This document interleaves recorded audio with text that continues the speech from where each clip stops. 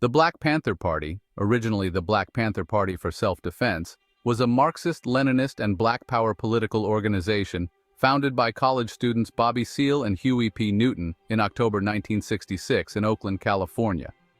The party was active in the United States between 1966 and 1982, with chapters in many major American cities, including San Francisco, New York City, Chicago, Los Angeles, Seattle, and Philadelphia. They were also active in many prisons and had international chapters in the United Kingdom and Algeria. Upon its inception, the party's core practice was its open carry patrols, cop watching, designed to challenge the excessive force and misconduct of the Oakland Police Department. From 1969 onward, the party created social programs, including the Free Breakfast for Children programs, education programs, and community health clinics. The Black Panther Party advocated for class struggle, claiming to represent the proletarian vanguard. In 1969, J. Edgar Hoover, the director of the Federal Bureau of Investigation, FBI, described the party as the greatest threat to the internal security of the country. The FBI sabotaged the party with an illegal and covert counterintelligence program, COINTELPRO, of surveillance, infiltration, perjury, and police harassment, all designed to undermine and criminalize the party. The FBI was involved in the 1969 assassinations of Fred Hampton and Mark Clark, who were killed in a raid by the Chicago Police Department. Black Panther Party members were involved in many fatal firefights with police. Huey Newton allegedly killed Officer John Frey in 1967, and Eldridge Cleaver, Minister of Information, led an ambush in 1968 of Oakland police officers, in which 2 officers were wounded and Panther treasurer Bobby Hutton was killed. The party suffered many internal conflicts, resulting in the murder of Alex Rackley. Government persecution initially contributed to the party's growth among African Americans and the political left, who both valued the party as a powerful force against de facto segregation and the U.S. military draft during the Vietnam War. Party membership peaked in 1970 and gradually declined over the next decade due to vilification by the mainstream press and infighting largely fomented by COINTELPRO. Support further declined over reports of the party's alleged criminal activities, such as drug dealing and extortion. The party's legacy is controversial.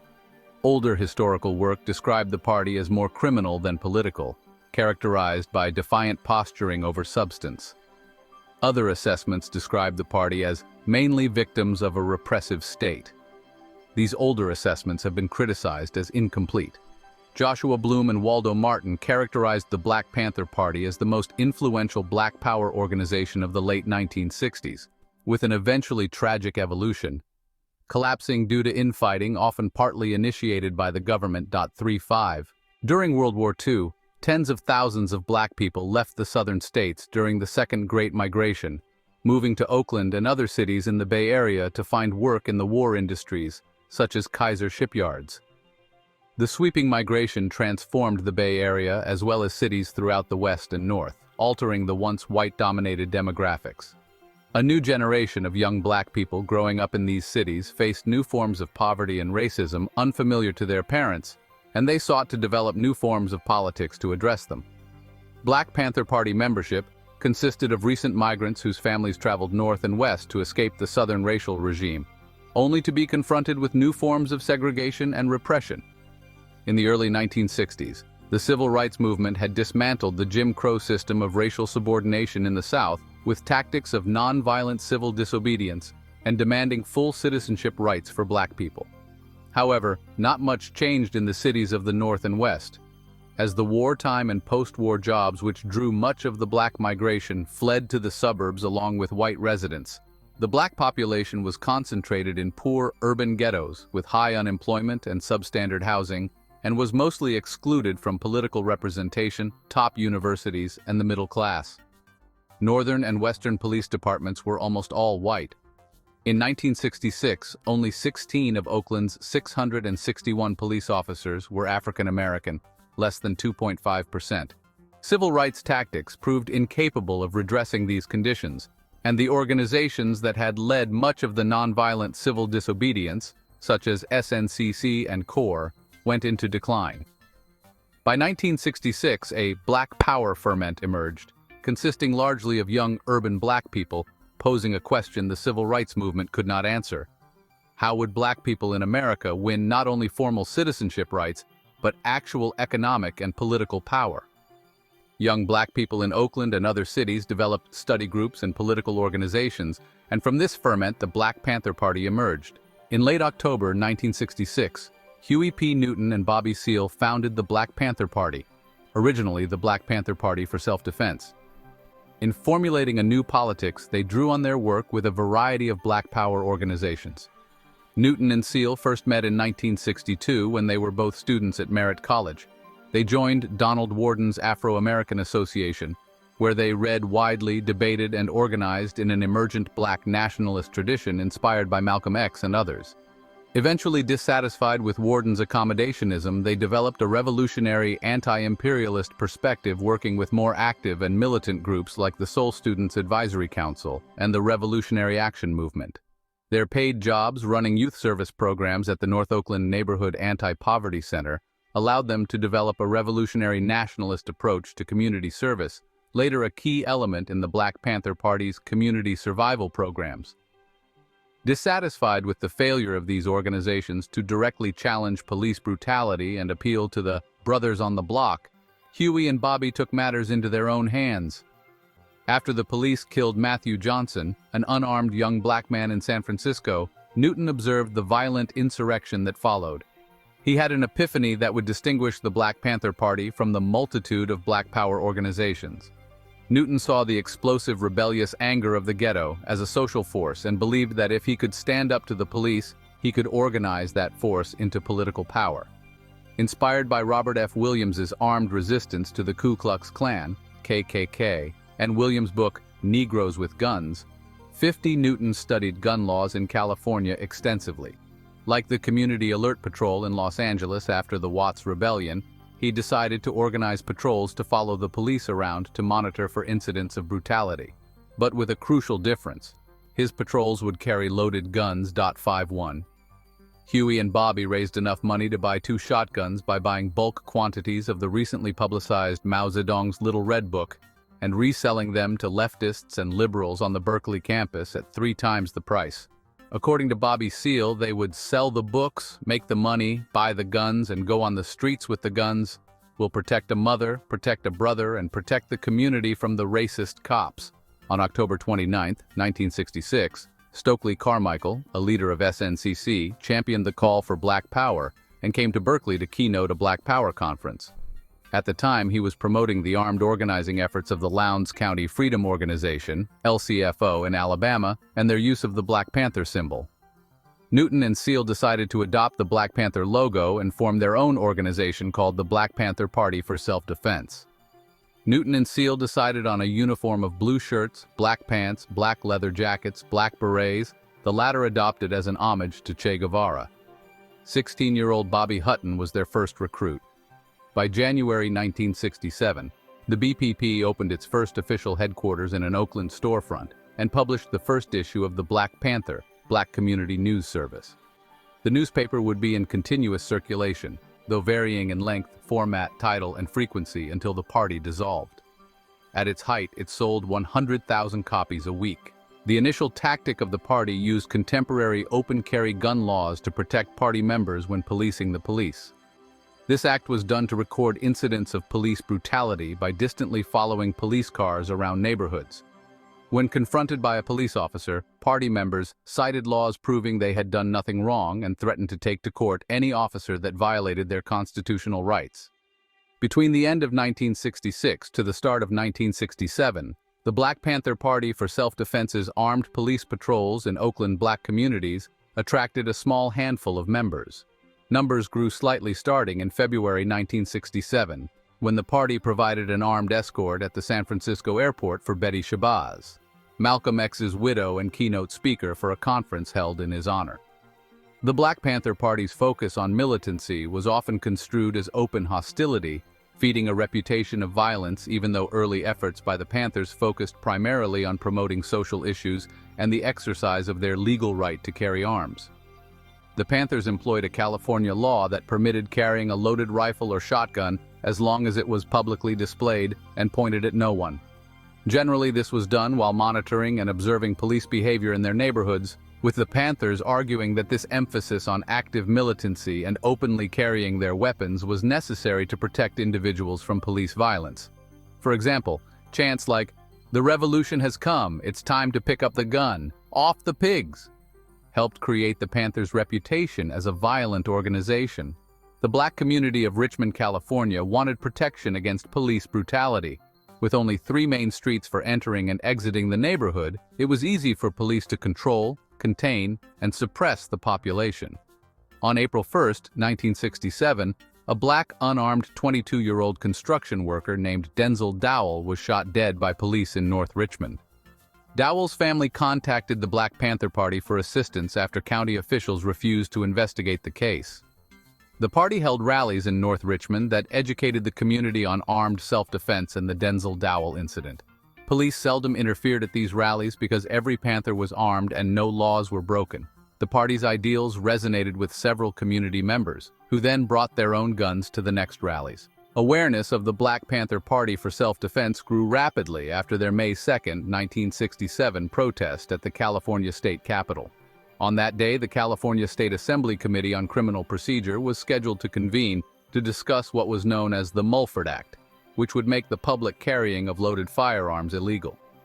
Newton, with Minister of Information Eldridge Cleaver, put together a plan to send a group of 26 armed Panthers, led by SEAL, from Oakland to Sacramento to protest the bill.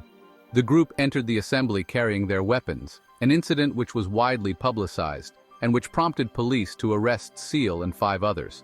The group pleaded guilty to misdemeanor charges of disrupting a legislative session. At the time of the protest, the party had fewer than 100 members in total. In May 1967, the Panthers invaded the State Assembly chamber in Sacramento, guns in hand, in what appears to have been a publicity stunt. Still, they scared a lot of important people that day. At the time, the Panthers had almost no following. Now, a year later, however, their leaders speak on invitation almost anywhere radicals gather, and many whites wear honkies for Huey buttons, supporting the fight to free Newton, who has been in jail since last Oct. 28, 1967, on the charge that he killed a policeman.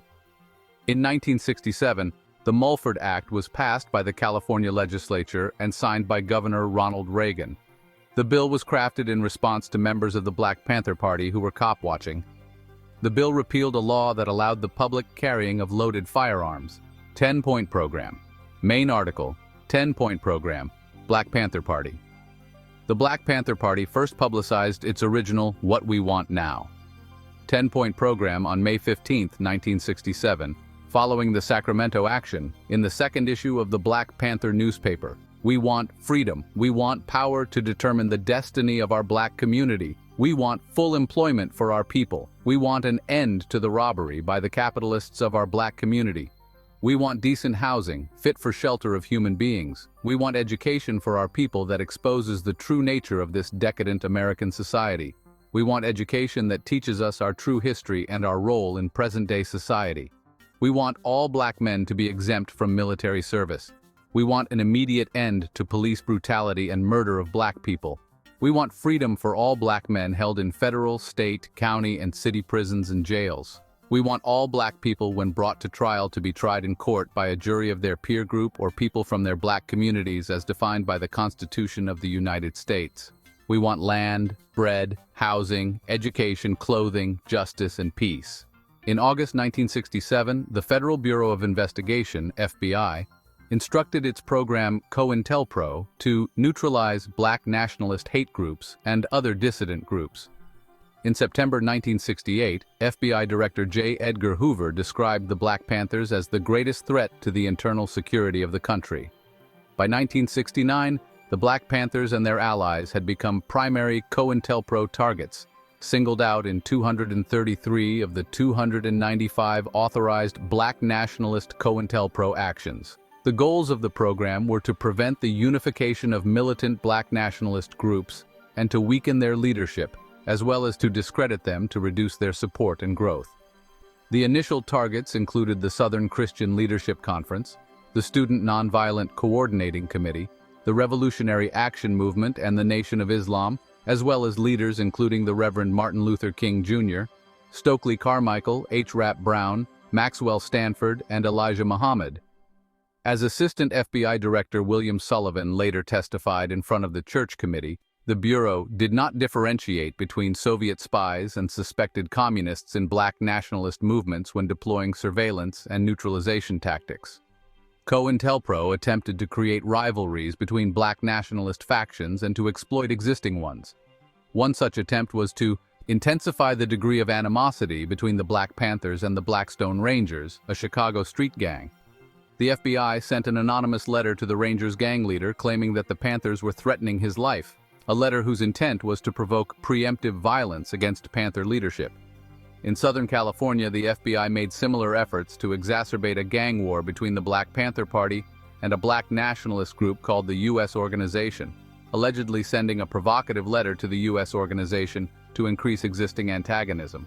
COINTELPRO also aimed to dismantle the Black Panther Party by targeting their social community programs, including its Free Breakfast for Children program, whose success had served to shed light on the government's failure to address child poverty and hunger, pointing to the limits of the nation's war on poverty. According to Bloom and Martin, the FBI denounced the party's efforts as a means of indoctrination because the party taught and provided for children more effectively than the government. Police and federal agents regularly harassed and intimidated program participants, supporters, and party workers, and sought to scare away donors and organizations that housed the programs like churches and community centers. Black Panther Party members were involved in many fatal firefights with police. Newton declared, "Malcolm, implacable to the ultimate degree, held out to the black masses. Liberation from the chains of the oppressor and the treacherous embrace of the endorsed black spokesman. Only with the gun were the black masses denied this victory. But they learned from Malcolm that with the gun they can recapture their dreams and bring them into reality." On October 28, 1967, Oakland police officer John Frey was shot to death in an altercation with Huey P. Newton during a traffic stop in which Newton and backup officer Herbert Heenes also sustained gunshot wounds. Newton was convicted of voluntary manslaughter at trial, but the conviction was later overturned. In his book Shadow of the Panther, writer Hugh Pearson alleges that Newton was intoxicated in the hours before the incident and claimed to have willfully killed John Frey. At the time, Newton claimed that he had been falsely accused, leading to the party's Free Huey campaign. The police killing gained the party even wider recognition by the radical American left, and it stimulated the growth of the party nationwide. Newton was released after 3 years when his conviction was reversed on appeal. As Newton awaited trial, the Free Huey campaign developed alliances with numerous students and anti-war activists, advancing an anti-imperialist political ideology that linked the oppression of anti-war protesters to the oppression of blacks and Vietnamese. The Free Huey campaign attracted black power organizations, new left groups, and other activist groups such as the Progressive Labor Party, Bob Avakian of the Community for New Politics, and the Red Guard. For example, the Black Panther Party collaborated with the Peace and Freedom Party, which sought to promote a strong anti-war and anti-racist politics in opposition to the establishment Democratic Party. The Black Panther Party provided needed legitimacy to the Peace and Freedom Party's racial politics and in return received invaluable support for the Free Huey campaign. In 1968, the Southern California chapter was founded by Al Prentice Bunchy Carter in Los Angeles. Carter was the leader of the Slauson Street Gang, and many of the LA chapter's early recruits were Slausons. Bobby James Hutton was born April 21, 1950, in Jefferson County, Arkansas. At the age of 3, he and his family moved to Oakland, California after being harassed by racist vigilante groups associated with the Ku Klux Klan. In December 1966, he became the first treasurer and recruit of the Black Panther Party at the age of just 16 years old.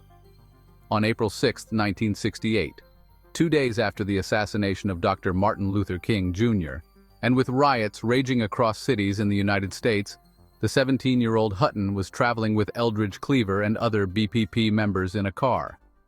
The group confronted Oakland police officers, then fled to an apartment building where they engaged in a 90-minute gun battle with the police. The standoff ended with Cleaver wounded and Hutton voluntarily surrendering. According to Cleaver, although Hutton had stripped down to his underwear and had his hands raised in the air to prove that he was unarmed, Oakland police shot Hutton more than 12 times, killing him. 2 police officers were also shot. He became the first member of the party to be killed by police. Although at the time the BPP claimed that the police had ambushed them, several party members later admitted that Cleaver had led the Panther group on a deliberate ambush of the police officers, provoking the shootout. 7 other Panthers, including Chief of Staff David Hilliard, were also arrested. Hutton's death became a rallying issue for Panther supporters. In 1968, the group shortened its name to the Black Panther Party and sought to focus directly on political action.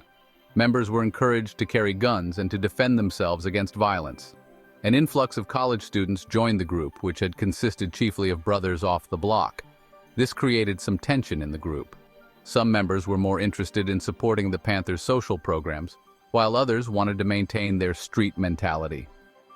By 1968, the party had expanded into many U.S. cities, including Atlanta, Baltimore, Boston, Chicago, Cleveland, Dallas, Denver, Detroit, Kansas City, Los Angeles, Newark, New Orleans, New York City, Omaha, Philadelphia, Pittsburgh, San Diego, San Francisco, Seattle, Toledo, and Washington, D.C. Peak membership was near 5,000 by 1969, and their newspaper, under the editorial leadership of Eldridge Cleaver, had a circulation of 250,000. The group created a 10-point program, a document that called for land, bread, housing, education, clothing, justice, and peace, as well as exemption from conscription for black men, among other demands. With the 10-point program, What We Want, What We Believe, the Black Panther Party expressed its economic and political grievances. Curtis Austin states that by late 1968, Black Panther ideology had evolved from black nationalism to become more a revolutionary internationalist movement. The party dropped its wholesale attacks against whites and began to emphasize more of a class analysis of society. Its emphasis on Marxist-Leninist doctrine and its repeated espousal of Maoist statements signaled the group's transition from a revolutionary nationalist to a revolutionary internationalist movement. Every party member had to study Mao Zedong's Little Red Book to advance his or her knowledge of people's struggle and the revolutionary process. Panther slogans and iconography spread. At the 1968 Summer Olympics, Tommy Smith and John Carlos, 2 American medalists, gave the Black Power salute during the American national anthem. The International Olympic Committee banned them from all future Olympic Games. Film star Jane Fonda publicly supported Huey Newton and the Black Panthers during the early 1970s. She actually ended up informally adopting the daughter of 2 Black Panther members, Mary Luana Williams. Fonda and other Hollywood celebrities became involved in the Panthers' leftist programs. The Panthers attracted a wide variety of left-wing revolutionaries and political activists, including writer Jean Genet, former Ramparts magazine editor David Horowitz, who later became a major critic of what he describes as Panther criminality, citation needed, and left-wing lawyer Charles R. Gary, who acted as counsel in the Panthers' many legal battles. The BPP adopted a Serve the People program, which at first involved a free breakfast program for children. By the end of 1968, the BPP had established 38 chapters and branches, claiming more than 5,000 members. Eldridge and Kathleen Cleaver left the country days before Cleaver was to turn himself in to serve the remainder of a 13-year sentence for a 1958 rape conviction. They settled in Algeria. By the end of the year, party membership peaked at around 2,000. Party members engaged in criminal activities such as extortion, stealing, violent discipline of BPP members, and robberies. The BPP leadership took 1/3 of the proceeds from robberies committed by BPP members. Inspired by Mao Zedong's advice to revolutionaries in the Little Red Book, Newton called on the Panthers to serve the people and to make survival programs a priority within its branches. The most famous of their programs was the Free Breakfast for Children program, initially run out of an Oakland church. The Free Breakfast for Children program was especially significant because it served as a space for educating youth about the current condition of the black community and the actions that the party was taking to address that condition. While the children ate their meals, members of the party taught them liberation lessons consisting of party messages and black history. Through this program, the party was able to influence young minds and strengthen their ties to communities, as well as gain widespread support for their ideologies. The breakfast program became so popular that the Panthers Party claimed to have fed 20,000 children in the 1968-69 school year. Other survival programs, 110, were free services such as clothing distribution, classes on politics and economics, free medical clinics, lessons on self-defense and first aid, transportation to upstate prisons for family members of inmates, an emergency response ambulance program, drug and alcohol rehabilitation, and testing for sickle cell disease. The free medical clinics were very significant because they modeled an idea of how the world might work with free medical care, eventually being established in 13 places across the country. These clinics were involved in community-based healthcare that had roots connected to the civil rights movement, which made it possible to establish the Medical Committee for Human Rights. In 1968, BPP Minister of Information Eldridge Cleaver ran for presidential office on the Peace and Freedom Party ticket. They were a big influence on the White Panther Party, tied to the Detroit Ann Arbor band MC5 and their manager John Sinclair, author of the book Guitar Army, which also promulgated a 10-point program. Violent conflict between the Panther chapter in LA and the U.S. organization, a black nationalist group, resulted in shootings and beatings and led to the murders of at least 4 Black Panther Party members. On January 17, 1969, Los Angeles Panther Captain Bunchy Carter and Deputy Minister John Huggins were killed in Campbell Hall on the UCLA campus, in a gun battle with members of the U.S. organization. Another shootout between the two groups on March 17 led to further injuries. 2 more Panthers died. Paramount to their beliefs regarding the need for individual agency to catalyze community change, the Black Panther Party, BPP, strongly supported the education of the masses. As part of their 10-point program, which set forth the ideals and goals of the party, they demanded an equitable education for all black people. Study and reading was important for all would-be candidates of the party, which included studying the 10-point program, reading the Black Panther newspaper, and attending a series of political education classes as well as weapons training. A 1968 Panther Party book list was circulated in the party newspaper, recommending Panthers read the following titles, listed in order. Number 5 of the What We Want Now section of the 10-point program reads, "We want education for our people that exposes the true nature of this decadent American society. We want education that teaches us our true history and our role in present-day society." To ensure that this occurred, the Black Panther Party took the education of their youth into their own hands by first establishing after-school programs and then opening up liberation schools in a variety of locations throughout the country which focused their curriculum on black history, writing skills, and political science. The first liberation school was opened by the Richmond Black Panthers in July 1969, with brunch served and snacks provided to students. Another school was opened in Mount Vernon, New York on July 17th of the subsequent year. These schools were informal in nature and more closely resembled after-school or summer programs. While these campuses were the first to open, the first full-time and longest-running liberation school was opened in January 1971 in Oakland in response to the inequitable conditions in the Oakland Unified School District, which was ranked one of the lowest-scoring districts in California. Named the Intercommunal Youth Institute, IYE, this school, under the directorship of Brenda Bay and later Erica Huggins, enrolled 28 students in its first year, with the majority being the children of Black Panther parents. This number grew to 50 by the 1973-1974 school year. To provide full support for Black Panther parents whose time was spent organizing, some of the students and faculty members lived together year-round. The school itself was dissimilar to traditional schools in a variety of ways, including the fact that students were separated by academic performance rather than age, and students were often provided one-on-one support as the faculty-to-student ratio was 1:10. The Panthers' goal in opening liberation schools, and specifically the Intercommunal Youth Institute, was to provide students with an education that was not being provided in the white schools, as the public schools in the district employed a Eurocentric assimilationist curriculum with little to no attention to Black history and culture. While students were provided with traditional courses such as English, math, and science, they were also exposed to activities focused on class structure and the prevalence of institutional racism. The overall goal of the school was to instill a sense of revolutionary consciousness in the students. With a strong belief in experiential learning, students had the opportunity to participate in community service projects as well as practice their writing skills by drafting letters to political prisoners associated with the Black Panther Party. Huggins is noted as saying, "I think that the school's principles came from the socialist principles we tried to live in the Black Panther Party. One of them being critical thinking, that children should learn not what to think but how to think. The school was an expression of the collective wisdom of the people who envisioned it, and it was a living thing that changed every year. Joan Kelly oversaw funding for the Intercommunal Youth Institute, which was provided through a combination of Black Panther fundraising and community support. In 1974, due to increased interest in enrolling in the school officials decided to move to a larger facility and subsequently changed the school's name to Oakland Community School. During this year, the school graduated its first class. Although the student population continued to grow, ranging between 50 and 150 between 1974 and 1977, the original core values of individualized instruction remained.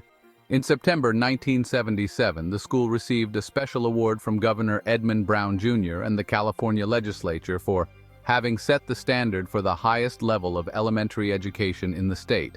The school eventually closed in 1982 due to governmental pressure on party leadership, which caused insufficient membership and funds to continue running the school. In Chicago, on December 4, 1969, 2 Panthers were killed when the Chicago police raided the home of Panther leader Fred Hampton. The raid had been orchestrated by the police in conjunction with the FBI. Hampton was shot and killed, as was Panther guard Mark Clark. A federal investigation reported that only 1 shot was fired by the Panthers, and police fired at least 80 shots. The only shot fired by the Panthers was from Mark Clark, who appeared to fire a single round determined to be the result of a reflexive death convulsion after he was immediately struck in the chest by shots from the police at the start of the raid. Hampton was sleeping next to his pregnant fiancée and was subsequently shot twice in the head at point-blank range while unconscious.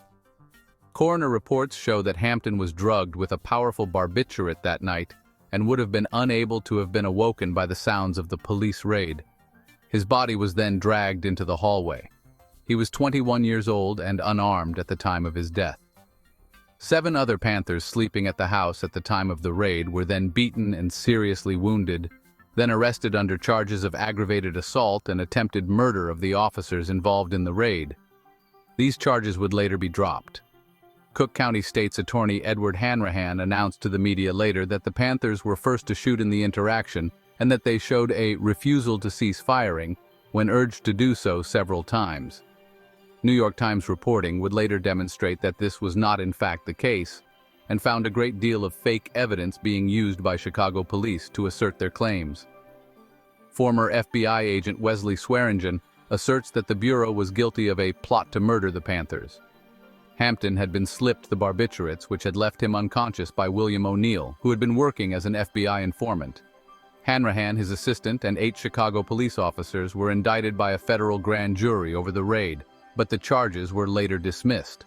In 1979 civil action, Hampton's family won $1.85 million from the city of Chicago in a wrongful death settlement. In May 1969, 3 members of the New Haven chapter tortured and murdered Alex Rackley, a 19-year-old member of the New York chapter, because they suspected him of being a police informant. 3 party officers, Warren Kimbrough, George Sams, Jr., and Lonnie McLucas, later admitted taking part. Sams, who gave the order to shoot Rackley at the murder scene, turned state's evidence and testified that he had received orders personally from Bobby Seale to carry out the execution. Party supporters responded that Sams was himself the informant and an agent provocateur employed by the FBI. The case resulted in the New Haven Black Panther trials of 1970. Kimbrough, Sams, and McLucas were convicted of the murder, but the trials of Seale and Erica Huggins ended with a hung jury, and the prosecution chose not to seek another trial. Activists from many countries around the globe supported the Panthers and their cause. In Scandinavian countries such as Norway and Finland, for example, left-wing activists organized a tour for Bobby Seale and Masai Hewitt in 1969. At each destination along the tour, the Panthers talked about their goals and the Free Huey campaign. Seale and Hewitt made a stop in Germany as well, gaining support for the Free Huey campaign. In 1970, a group of Panthers, including Eldridge, Cleaver, and Elaine Brown, traveled to Asia, and they were welcomed as guests of the governments of China, North Vietnam, and North Korea. The group's first stop was in North Korea, where the Panthers met with local officials to discuss ways in which they could help each other fight against American imperialism. Cleaver traveled to Pyongyang twice in 1969 and 1970, and following these trips he made an effort to publicize the writings and works of North Korean leader Kim Il-sung in the United States. After leaving North Korea, the group traveled to North Vietnam with the same agenda in mind, finding ways to put an end to American imperialism. Eldridge Cleaver was invited to speak to Black GIs by the North Vietnamese government. He encouraged them to join the Black liberation struggle by arguing that the United States government was only using them for its own purposes. Instead of risking their lives on the battlefield for a country that continued to oppress them, Cleaver believed that the Black GIs should risk their lives in support of their own liberation. After leaving Vietnam, Cleaver met with the Chinese ambassador to Algeria to express their mutual animosity toward the American government. When Algeria held its first Pan-African cultural festival, they invited many important figures from the United States. Among the important figures invited to the festival were Bobby Seale and Cleaver. The cultural festival allowed Black Panthers to network with representatives of various international anti-imperialist movements. This was a significant time, which led to the formation of the international section of the party. It is at this festival that Cleaver met with the ambassador of North Korea, who later invited him to an international conference of revolutionary journalists in Pyongyang. Eldridge also met with Yasser Arafat and gave a speech supporting the Palestinians and their goal of achieving liberation. In fall 1971, a larger group of Panthers visited China. Newton focused the BPP on the party's Oakland school and various other social service programs. In early 1971, the BPP founded the Intercommunal Youth Institute in January 1971, 136 with the intent of demonstrating how Black youth ought to be educated. Erica Huggins was the director of the school and Regina Davis was an administrator. The school was unique in that it did not have grade levels, but instead had different skill levels, so an 11-year-old could be in second-level English and fifth-level science. Elaine Brown taught reading and writing to a group of 10, to 11-year-olds deemed uneducable by the system. 138. The school children were given free busing, breakfast, lunch, and dinner, books and school supplies. Children were taken to have medical checkups. Many children were given free clothes. Significant disagreements among the party's leaders over how to confront ideological differences led to a split within the party. Certain members felt that the Black Panthers should participate in local government and social services, while others encouraged constant conflict with the police. For some of the party's supporters, the separations among political action, criminal activity, social services, access to power, and grassroots identity became confusing and contradictory as the Panthers' political momentum was bogged down in the criminal justice system. These and other disagreements led to a split. In January 1971, Newton expelled Geronimo Pratt, who since 1970 had been in jail facing a pending murder charge. Newton also expelled 2 of the New York 21 and his own secretary, Connie Matthews, who fled the country. Some Panther leaders, such as Huey P. Newton and David Hilliard, favored a focus on community service coupled with self-defense. Others, such as Eldridge Cleaver, embraced a more confrontational strategy. In February 1971, Eldridge Cleaver deepened the schism in the party when he publicly criticized the party for adopting a reformist rather than revolutionary agenda and called for Hilliard's removal. Cleaver was expelled from the Central Committee but went on to lead a splinter group, the Black Liberation Army, which had previously existed as an underground paramilitary wing of the party. The split turned violent as the Newton and Cleaver factions carried out retaliatory assassinations of each other's members, resulting in the deaths of 4 people. From mid to late 1971, hundreds of members throughout the country quit the Black Panther Party. In May 1971, Bobby Seale was acquitted of ordering the Rackley murder and returned to Oakland.